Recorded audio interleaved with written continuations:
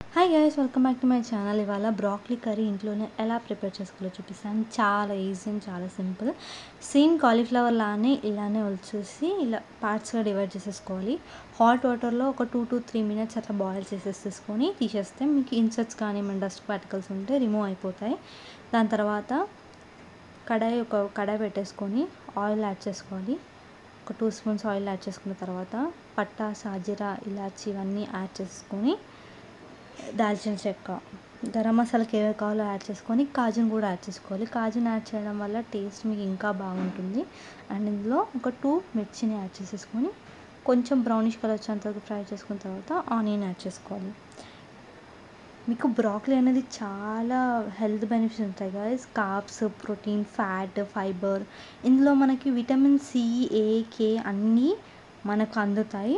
And ఇది తినడం వల్ల మనకు బ్లడ్ షుగర్ అండ్ హెల్త్ కూడా చాలా కంట్రోల్ అవుతుంది. మనకి బ్రాక్లీ మనం వీక్లీ వన్స్ అన్న తింటే మనకు కావాల్సిన ఫ్యాట్, ఫైబర్ ఇవన్నీ అందుతాయి.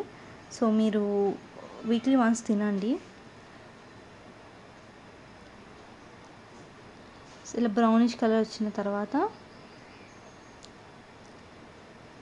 ఇందులో కొంచెం అల్లం వెల్లుల్లి పేస్ట్ యాడ్ చేసుకోవాలి గైస్.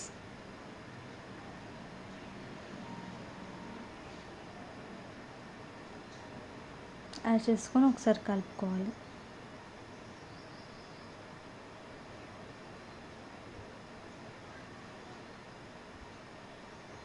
ఇందులో కలిపేసుకున్న తర్వాత కొంచెం పసుపు యాడ్ చేసుకొని మళ్ళీ ఒకసారి కలిపేసుకోవాలి.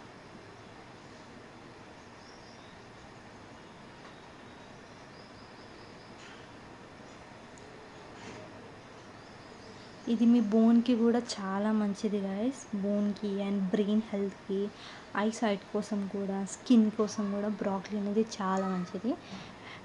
ఇప్పుడు అది కొంచెం ఫ్రై అయిన తర్వాత ఆల్రెడీ మనం హాట్ వాటర్లో వాష్ చేసుకున్న బ్రాక్లీని ఇందులో యాడ్ చేసుకోవాలి. యాడ్ చేసుకొని ఒకసారి ఇలా నేను చూపించేట్టు కలిపేసుకొని ఇందులో తగినంత సాల్ట్ని యాడ్ చేసుకోవాలి. సాల్ట్ని యాడ్ చేసుకొని మూత పెట్టేసుకొని ఒక 5 minutes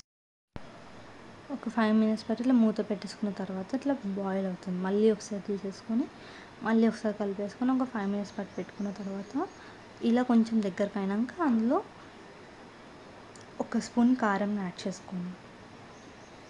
చేసుకొని ఇలా కలిపేసుకోండి గైస్. కింద అడుగు అంటకుండా చూసుకుంటూ ఉండాలి. మీ స్టవ్ అనేది స్లో ఫ్లేమ్లో పెట్టేసుకొని ఇలా కలిపేసుకోండి. అండ్ టేస్ట్ అయితే చాలా బాగుంది గైస్. మీరు డెఫినెట్గా ట్రై చేయండి. అండ్ ఇందులోనే కొంచెం ధనియాల పొడి యాడ్ చేసుకొని ఒకసారి కలిపేసుకొని మళ్ళీ ఒక మూత పెట్టేసుకొని ఒక్క 5 minutes పాటు కుక్ అవ్వనివ్వాలి.